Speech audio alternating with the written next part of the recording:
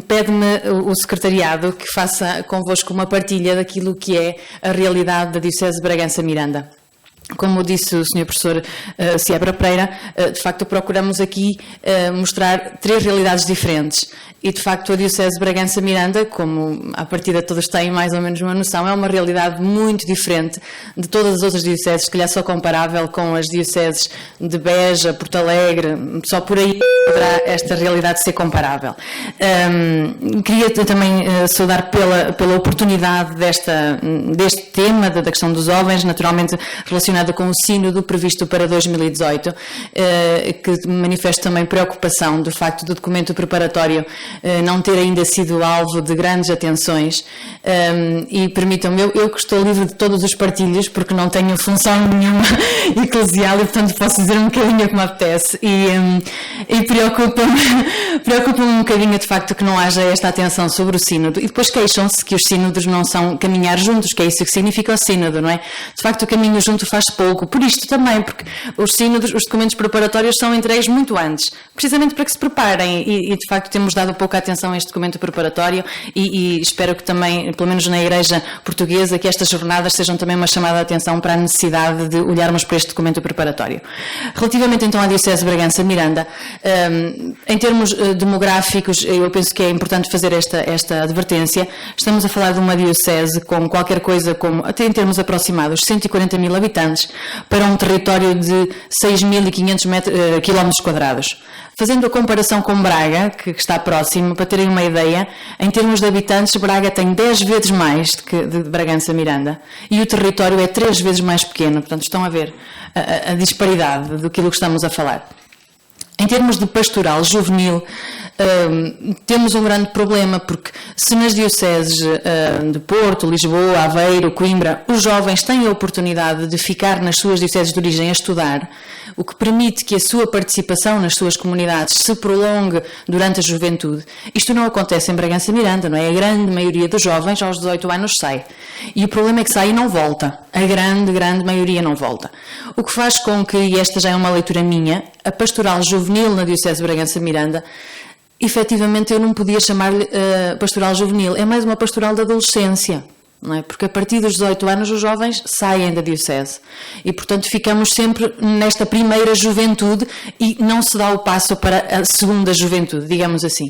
E, portanto, estes jovens ou têm a oportunidade de serem integrados nas paróquias, nas comunidades onde estão a fazer os seus estudos superiores, ou então o vínculo quebra-se ali.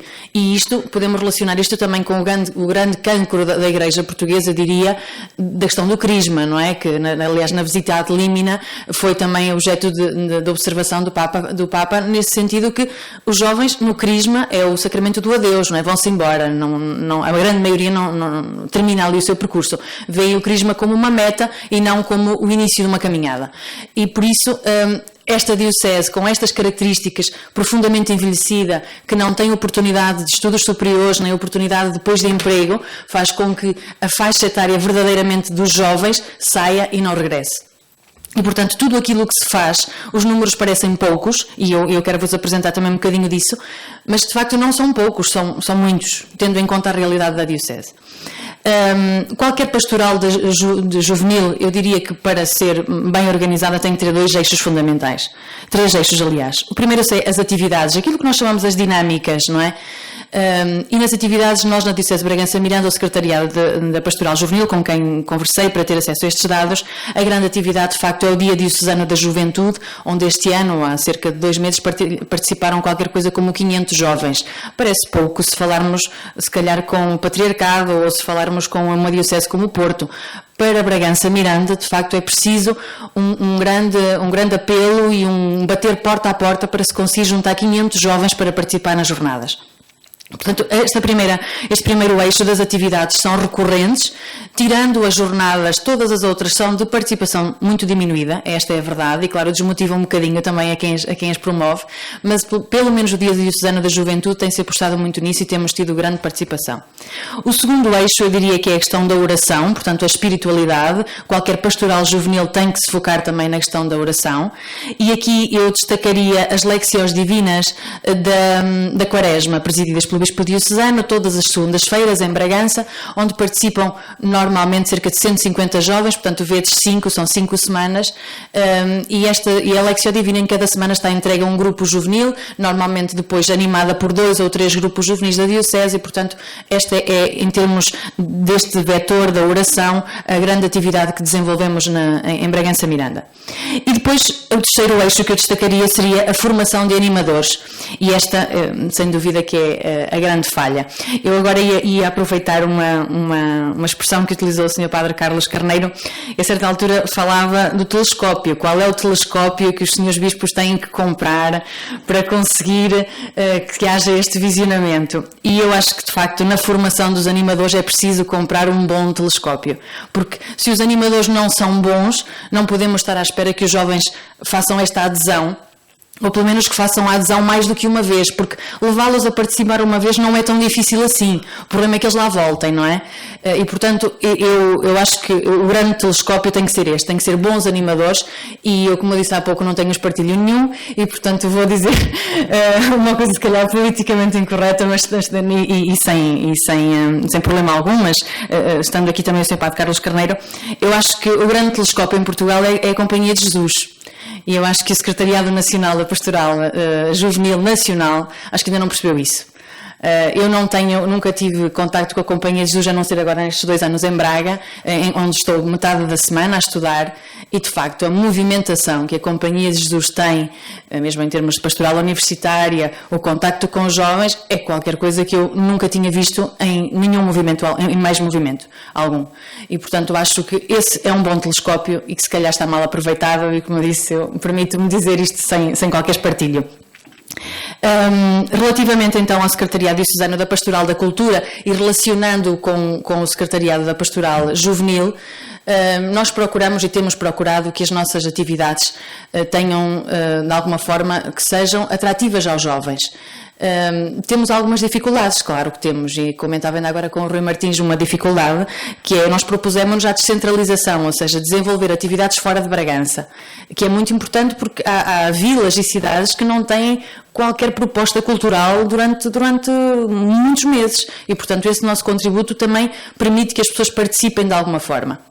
Eu comentava há pouco no intervalo com o Rui que ainda há poucos dias levámos uma peça de teatro dos jovens do Seminário Conciliar de Braga a Vinhais, que é uma vila muito pequena onde vive pouquíssima gente. Claro, nós propomos-nos a descentralizar, mas depois acaba por ser uma decepção, não é? Quando abriu a cortina, aqueles 11 jovens ficaram decepcionados, porque já tinham feito 5 apresentações na Arquidiocese de Braga, com casa cheia sempre, e chegam a Vinhais e vêm pouquíssimas pessoas. Claro que eu tive o cuidado também de ir atrás, conversar com eles, prepará-los para o que iam encontrar, para perceberem que aquelas poucas pessoas em Vinhais é muito. Não é? E por isso prepará-los para isso, e nós também procuramos não desmotivar neste sentido, de levar as nossas atividades às zonas mais rurais, de alguma forma abrir a porta, mostrar um bocadinho daquilo que são, e esse é o nosso propósito, as expressões culturais e artísticas da Diocese de Bragança Miranda, dos nossos artistas, e depois trazer outros, não é? Trazer aqueles que estão mais longe e fazer de longe perto, de forma que as pessoas, quanto mais não seja pelo Secretariado Diocesano, possam chegar lá. Uma vez que também o tempo é escasso, eu queria só fazer aqui uma referência também a algo que eu vi há pouco ao Sr. Padre Carlos Carneiro e que também me chamou a atenção. A propósito, por exemplo, das Jornadas Mundiais da Juventude, que de facto falamos de um tempo em que os jovens estão ali com o power todo, não é? Aquela semana são milhares e milhares, e depois às vezes os frutos daquelas experiências esbatem-se ao fim de pouco tempo, não é? A manutenção é que é a grande dificuldade. E eu, a propósito disto, recordei-me de um texto de Enzo Bianchi que até partilhamos no Secretariado Nacional, no nosso site, numa tradução extraordinária do Rui, de dia 26 de agosto de 2016, em que Enzo Bianchi, precisamente preocupado com esta participação em massa nas jornadas de juventude, e o que é que depois, o que é que acontece depois, não é? Como é que nós conseguimos, como é que a Igreja consegue depois integrar estes jovens e fazer, no fundo, a manutenção da experiência que tiveram nas jornadas de juventude. Então ele dizia que são necessárias duas indicações a que ele chama preciosas. A primeira, diz ele, talvez decisiva, é que para além dos entusiasmantes encontros oceânicos, não existem os jovens, existe cada um e cada uma delas. Acho que falta um bocadinho, olhamos muito na questão à carneirada, não é? Quer dizer, é o grupo de jovens e atenta-se pouco no jovem concreto, não é? Na particularidade de cada jovem. E depois acrescenta que não é verdade que aos jovens pertence o futuro.